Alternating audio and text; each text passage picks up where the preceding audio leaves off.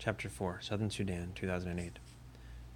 Naya's mother took the plastic container from her and emptied the water into 3 large jars.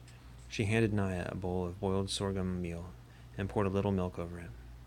Naya sat outside in the shade of the house and ate. She was done. She took the bowl back inside.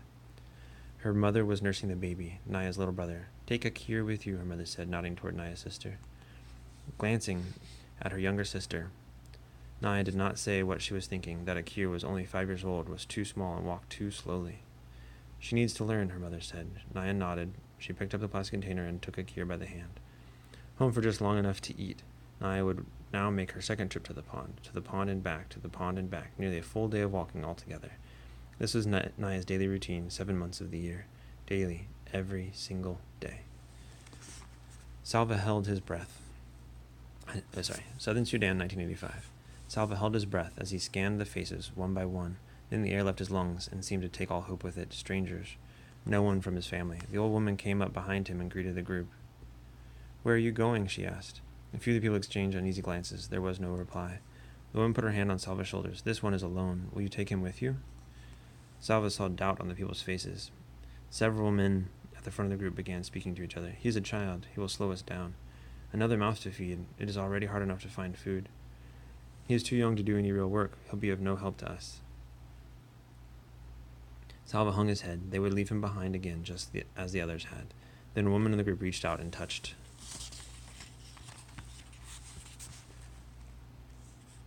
the arm of one of the men. She said nothing, but looked first at the man and then at Salva. The man nodded and turned to the group. "We will take him with us," he said.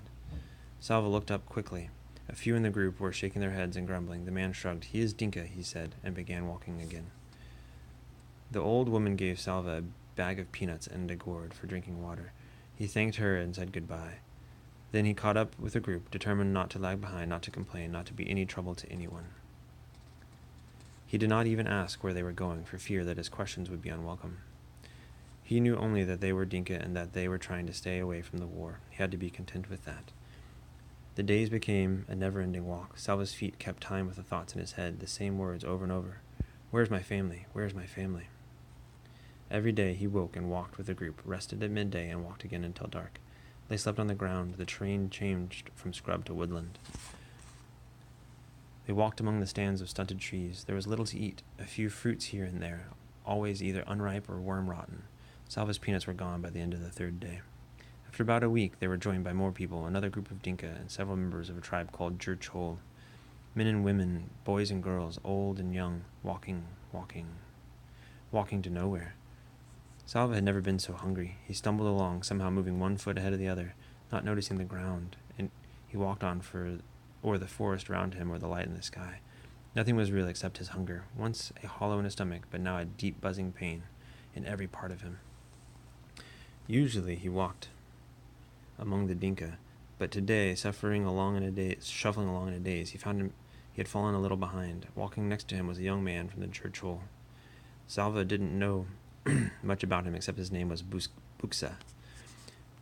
As they walked along, Buksa slowed down. Salva wondered sluggishly if they shouldn't try to keep up it better, but then Buksa stopped walking. Salva stopped too. But he was too weak and hungry to ask why they were standing still. Buksa cocked his head and furrowed his brow, listening. They stood motionless for several moments. Salva could hear the noise of the rest of the group ahead of them. A few faint voices, birds calling somewhere in the trees. He strained his ears. What was it? Jet planes? Bombs? Was the gunfire getting closer instead of further away? Salva's fear began to grow until it was even stronger than his hunger. Then, a slow smile spread over Buksa's face. "There, you hear?" Salva frowned and shook his head.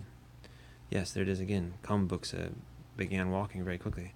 Salva struggled to keep up. Twice, Buksa paused to listen, then kept going even faster. "What?" Salva started to ask. Buksa stopped abruptly in front of a very large tree. He said, "Yes.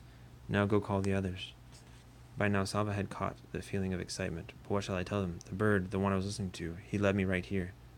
Buksa's smile was even bigger now. "You see that?" He pointed up at the branches of the tree.